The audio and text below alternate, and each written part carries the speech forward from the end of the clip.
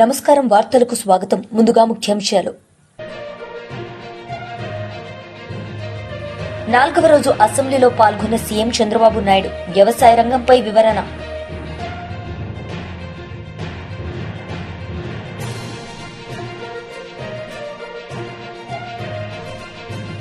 BJP రాష్ట్ర అధ్యక్షుడు Ramachandra Rao media సమావేశం. పలు అంశాలపై వివరణ.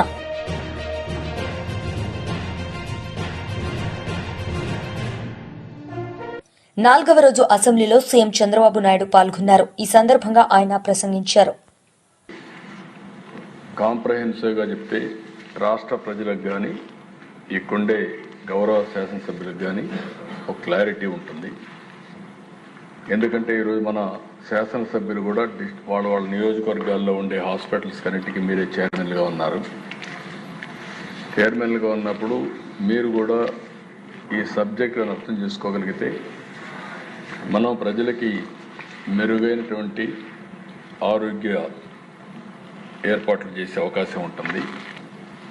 ఇక్కడ కూడా దేశం టైటిల్ మీరు చూస్తే ఆరోగ్య ఆంధ్రప్రదేశ్ కావాలనేది మనందరి ఆకాంక్ష. దానికోసం టోటల్గా మీరు ఒకసారి చూసినప్పుడు నెక్స్ట్ స్లైడ్ ఇక్కడ ఒకసారి మీరు చూస్తే దిశ డెమోగ్రఫిక్ పర్స్పెక్టివ్ కూడా short term, medium term, long term. దీనికి మీకు అందరికీ ఒక క్లారిటీ మీరు చూసినప్పుడు ఈరోజు మన రాష్ట్రంలో 5,37,00,000 మంది జనాభా 26కి వస్తారు. 30కి 5,40,01,00,000కి వస్తారు. 36కి 5,42,00,000కి వస్తాం. అక్కడి నుంచి 47కి మళ్ళీ 5,41,00,000 తగ్గుతాం. అదే మాదిరిగా గవర్నమెంట్ ఇండియాలో మొత్తం చూస్తే 143 నుంచి 162 కోట్లకి వెళ్తాం. అక్కడి నుంచి జనాభా తగ్గే పరిస్థితి వస్తుంది. ఇంకొంచెం పెరగచ్చు మనం జాగ్రత్తలు తీసుకుంటే, లేకుంటే అక్కడి నుంచి తగ్గుతుంది. 2047కి చూస్తే చైనా 100 కోట్లు అవుతుంది. చైనా ఇప్పటికే 140 నుంచి 130 అయింది. ఇంకా రాను తగ్గే పరిస్థితి వస్తుంది. ఇంకో పక్కన దేశం 0-14 ఇయర్స్ పాపులేషన్.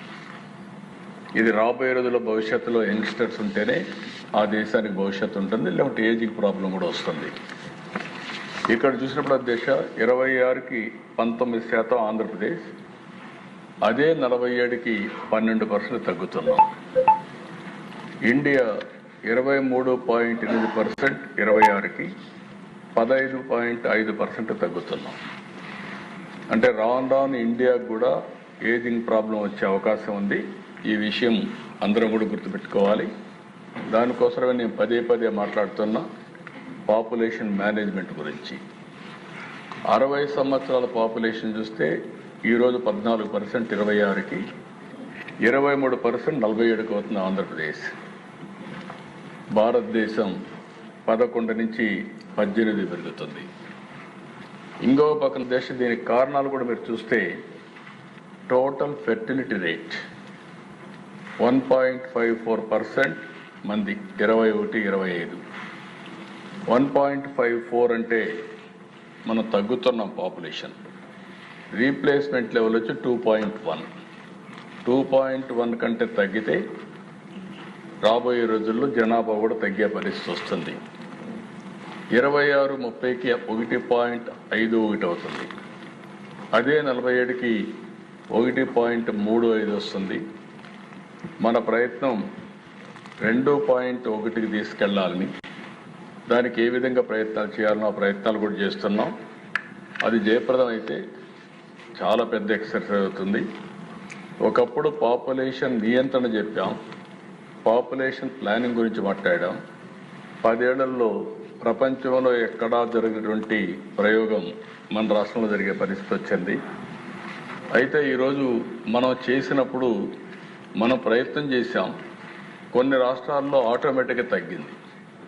ఈరోజు సౌత్ ఇండియాలో జనాభా తగ్గింది, ఏజింగ్ ప్రాబ్లం పెరుగుతూ ఉంది. దానికి కారణం అభివృద్ధి చెందిన దేశాల్లో ఆటోమేటిక్గా జనాభా తగ్గే పరిస్థితి వస్తూ ఉంది. యూరోప్లో అదే పరిస్థితి, చైనా అది, జపాన్, ఈవెన్ సింగపూర్, అన్ని దేశాల్లో ఇది ఒక ఫినామినా. క్రూడ్ బర్త్ రేటు చూసినప్పుడు ఏపీ 12.2, 47కు 5.7 అవుతుంది. ఇండియా 16 నుంచి 7.9 అవుతుంది. పాపులేషన్ గ్రోత్ రేట్ 3.5, 21, 25, 26, 30కి 1.7కు తగ్గుతుంది. 31, 35, 0.3కి వస్తాం. ఇండియా 9, 7.3, 5.8, 1.52కు తగ్గుతుంది. ఈరోజు ఇండియాలో కూడా పాపులేషన్ బెటర్గా ఉందంటే యూపీ, బీహారే కారణం. ఆ రెండు రాష్ట్రాల్లో జనాభా పెరుగుతూ ఉంది, దానివల్ల బ్యాలెన్స్ అవుతూ ఉంది. ఇక్కడ అన్ని రాష్ట్రాలు ఎక్కడికక్కడ జనాభా తగ్గే పరిస్థితి వస్తూ ఉంది. నెక్స్ట్ ఇక్కడ చూస్తే అధ్యక్ష, ఇది health infrastructure. BRS party leader Vinod Kumar media సమావేశం నిర్వహించారు. ఈ సందర్భంగా ఆయన మాట్లాడారు. ప్రాజెక్టుకి ఏదో అనుమతులు సాధించిందని చెప్పి మన ఈరోజు పత్రికలన్నీ కూడా టాప్ హెడ్లైన్స్ పెట్టినాయి. సమ్మక్క సారక్క బ్యారేజు అంత గొప్ప అనుమతులు ఏంది, అసలు ఏంది, ఏం సాధించాడు రేవంత్ రెడ్డి గారి ప్రభుత్వము, ఉత్తమ్ కుమార్ రెడ్డి గారు అని చెప్పి నేను కొంచెం లోతుగా దాన్ని చదవడం జరిగింది. ఏం తీసుకొచ్చిందంటే 50 ఎకరాల ముంపుకు అనుమతులు ఇస్తామని ఒప్పుకుంటే అంత పెద్ద ప్రచారం. ఎన్ని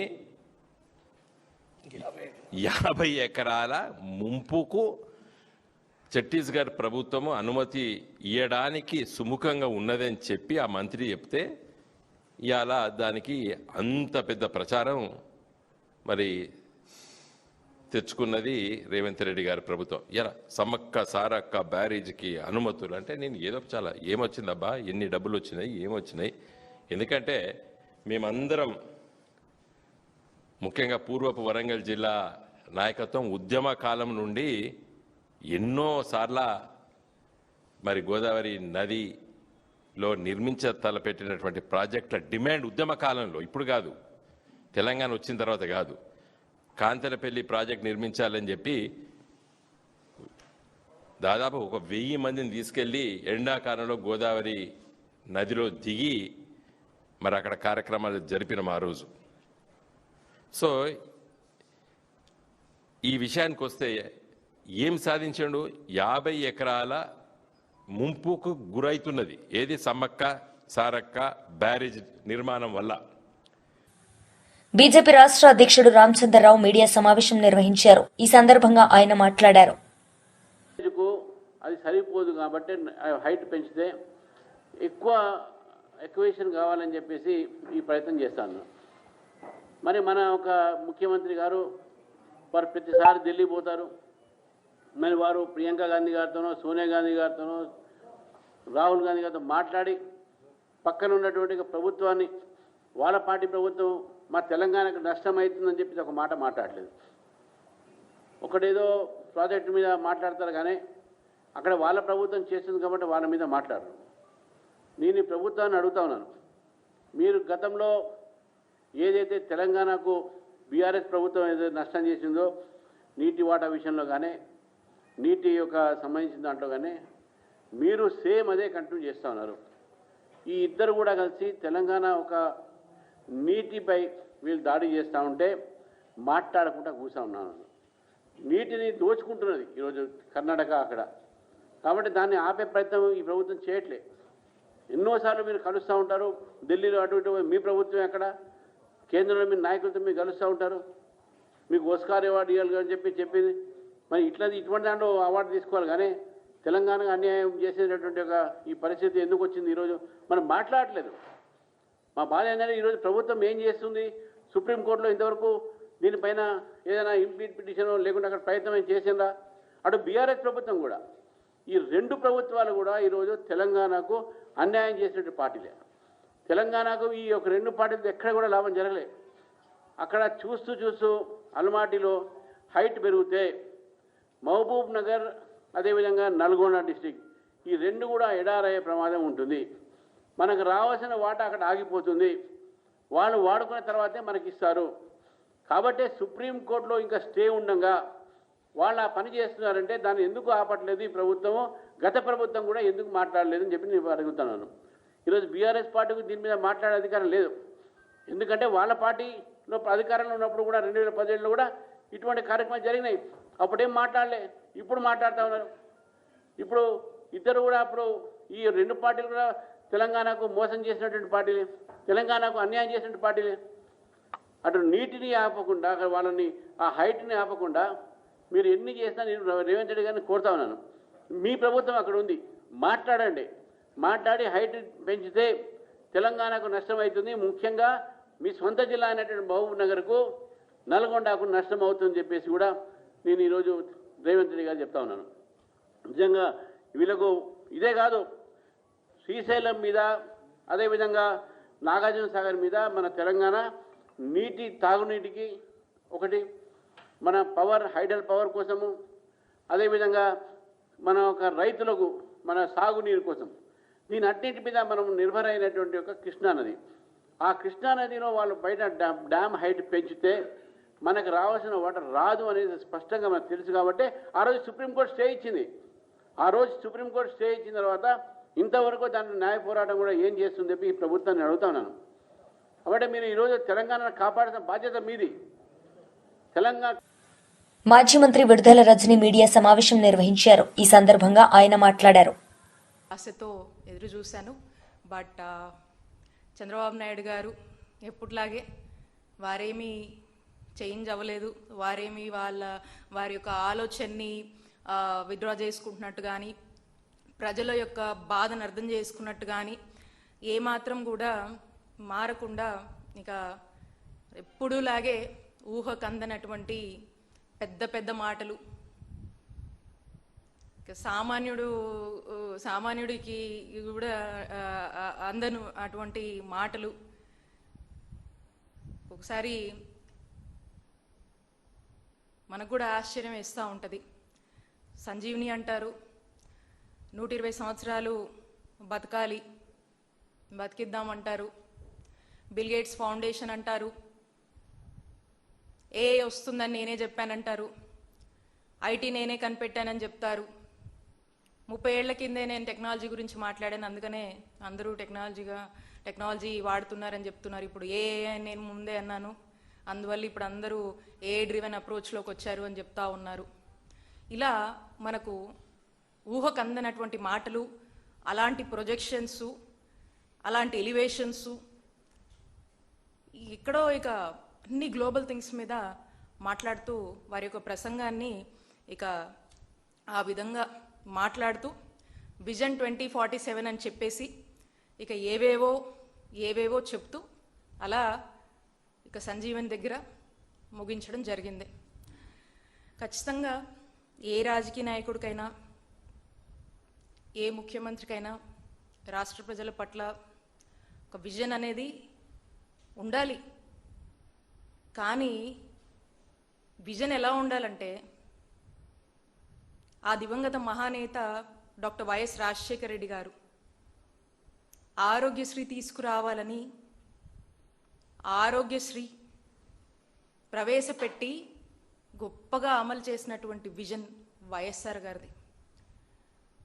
ఆ తర్వాత మా నాయకుడు జగన్మోహన్ రెడ్డి గారు, వైఎస్ఆర్ గారు తీసుకొచ్చినటువంటి ఆరోగ్యశ్రీని మరింత స్ట్రెంగ్తన్ చేస్తూ ఆరోగ్యశ్రీని ఈ రాష్ట్రంలోని 95% కుటుంబ సభ్యులకు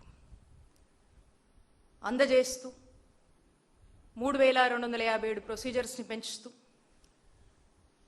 ఎంత ఖర్చైనా పర్వాలేదని చెప్పి అనేక డిజీజెస్ని యాడ్ చేసి ఎంత ఖర్చైనా పర్వాలేదు, పేదవాడి ఆరోగ్యత ప్రభుత్వంగా మన బాధ్యత అని చెప్పి మరి ఆరోగ్యశ్రీని బలోపేతం చేసి ముందుకు వెళ్ళారు. అది జగన్మోహన్ రెడ్డి గారి విజన్. పేదవాడి ఇంటి దగ్గరికే గవర్నమెంట్ డాక్టర్ని పంపించి వైద్యం అందించాలనేటువంటి విజన్ జగన్మోహన్ రెడ్డి గారిది. ఫ్యామిలీ డాక్టర్ అనే పేరుతో ఈ కార్యక్రమాన్ని తీసుకువచ్చి గ్రామాన ఎక్కడికక్కడ వైద్య సేవలు అందించినటువంటి గొప్ప విజన్ జగన్మోహన్ రెడ్డి గారిది. 17 గవర్నమెంట్ మెడికల్ కాలేజ్ తీసుకురావాలి, అనే విజన్ జగన్మోహన్ రెడ్డి గారిది. ఇలా గొప్ప గొప్ప revolutionary steps, reforms, revolutionary changes, అనేక కొత్త ఇనిషియేటివ్స్ తీసుకువచ్చి ఈ విజన్తో జగన్మోహన్ రెడ్డి గారు, ఇది విజన్ కమ్ ప్యాషన్ అంటారు దీన్ని. విజన్ ఒక్కటి ఉంటే సరిపోదు, ఏదో పేపర్ల మీదో పీపీటీ ప్రెజెంటేషన్ల మీదో లేకపోతే మాటల్లోనో వార్తల్లోనో విజన్ ఉంటే సరిపోదు. విజన్తో పాటు చెయ్యాలనేటువంటి తపన, ఒక ప్యాషన్, దానికి ప్యాషన్ తోడయి అది ఇంప్లిమెంట్ అవుతేనే విజన్కి అర్థం పర్థం ఉంటుంది. ఇక ఇలాంటి మాటలతో ఈరోజు చంద్రబాబు నాయుడు గారు ప్రసంగాన్ని ముగించారు.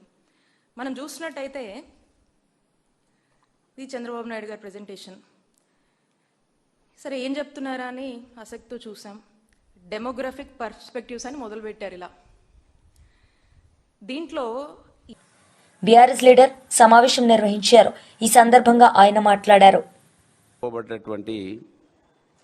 మీడియా రంగం ఒక మామూలు మధ్యతరగతి నుంచి పైకొచ్చి దాదాపు 37 సంవత్సరాల ప్రజా జీవితంలో అనేక అవరోధాలు, అనేక దాడులను తట్టుకొని ప్రజల కోసమే ప్రజాక్షేత్రంలో నిలబడ్డ నాపైన 22 నెలలైంది అధికారం కోల్పోయి, ఎమ్మెల్యే కూడా లేను, ప్రభుత్వం కూడా లేదు. ఈరోజు కూడా నా మీదనే దాడి చేయడాన్ని తీవ్రంగా ఖండిస్తూ ఉన్నాను. దాదాపు 2 రోజుల క్రితం ఏమో దుద్దిల్ల శ్రీధర్కు సపోర్టుగా, అంటే ఆయన తప్ప ఇంకెవరు ఉండద్దనే ఒక ఆలోచనతోటి ఎన్టీవీ ఒక స్టోరీని తయారు చేసింది. ఎన్టీవీ వాళ్ళు ఇంకా కొన్ని మీడియా సంస్థలు గమనించాలి, రాను రాను టీవీలు చూస్తలేరు ప్రజలు, సోషల్ మీడియా వైపే పోతూ ఉన్నారు. యూట్యూబర్లు ఎక్కువ అవ్వడానికి కారణం ఏంటంటే మీరు ఈ విధంగా స్టోరీలు చేస్తూ ఉన్నారు కనుక ఎన్టీవీకి నా మీద ఎందుకు కక్షనో ఇవాళ ఈ సమాజానికి జవాబు చెప్పాలి. ప్రత్యేకంగా నా మీద కక్షగట్టి దాడి చేయడాన్ని నేను తీవ్రంగా ఖండిస్తూ ఉన్నాను. అసలు ఎన్టీవీ వాళ్ళు ఒక స్టోరీ పెట్టినారు, నిజంగా ఆశ్చర్యం కలుగుతూ ఉన్నది. ఆఫ్ ద రికార్డ్ అట. TDP leader Varla Ramaiah media సమావేశం నిర్వహించారు. ఈ సందర్భంగా ఆయన మాట్లాడారు. సార్, అందరికీ నమస్కారం అండి. గౌరవ జగన్మోహన్ రెడ్డి గారు 5 ఏళ్లుగా ఈ రాష్ట్రాన్ని ముఖ్యమంత్రిగా పరిపాలించారు. మొన్న 2024 ఎన్నికల్లో ఘోరంగా ఓడిపోయారు. 11 సీట్లకే ఆ పార్టీ పరిమితమైంది. ఆయన 5 ఏళ్ల పరిపాలన పదే నేను చెబుతూ ఉంటాను, ఒక అరాచక పరిపాలన, ఒక అప్రజాస్వామిక పరిపాలన, రాజ్యాంగ వ్యతిరేక పరిపాలన, ప్రజాస్వామ్య వ్యతిరేక పరిపాలన ఆయన 5 ఏళ్ళు కూడా. చివరికి ఆయన పరిపాలన ఏ రకంగా మారింది? తిరుమల తిరుపతి దేవస్థానం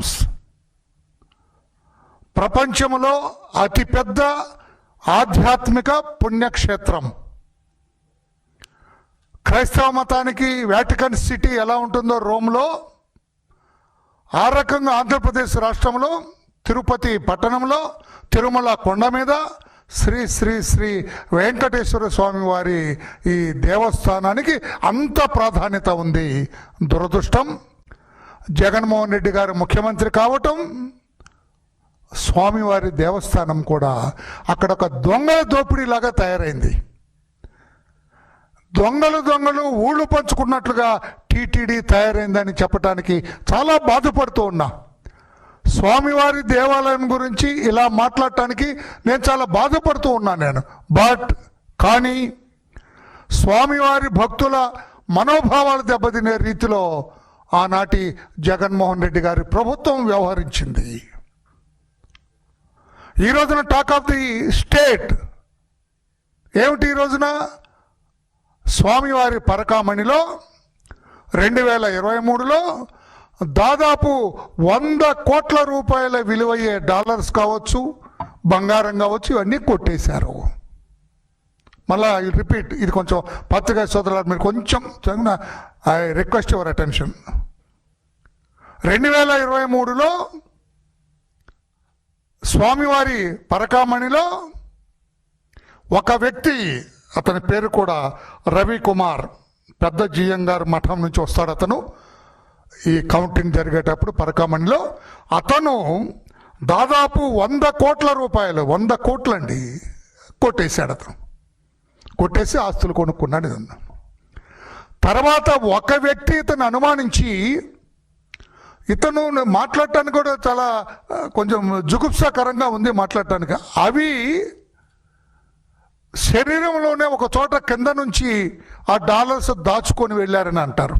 how far it is true investigating అధికారి చెప్పాలి, మనం చెప్పలేము అది. దీని మీద తర్జన భర్జనలు పడిన తర్వాత, ఇది బయటకు వచ్చిన తర్వాత ఆనాటి EO Dharma Reddy, chairperson mister YV Subba Reddy, వీళ్ళు మాట్లాడుకొని పోలీస్ కంప్లైంట్ చేశారు. కొంచెం జాగ్రత్తగా వినాలి సార్, ఇక్కడ ఇది ఇంతవరకు రానిది. ఇది police they have immediately registered A case. దర్యాప్తు చేయటం కోసం కేసు రిజిస్టర్ చేశారు. 381 IPC, Indian penal code 381 IPC కింద దొంగతనం చేసినట్లుగా ఏవిఎస్వి హోదాలో ఒక వ్యక్తి కంప్లైంట్ ఇచ్చారు. దాన్ని రిజిస్టర్ చేసి పోలీసులు దర్యాప్తు చేశారు. వార్తలు ముగించే ముందు ముఖ్యాంశాలు మరోసారి.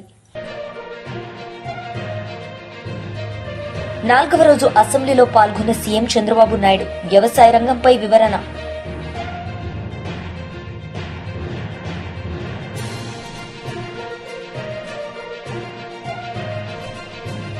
బీజేపీ రాష్ట్ర అధ్యక్షుడు రామచంద్రరావు మీడియా సమావేశం, పలు అంశాలపై వివరణ.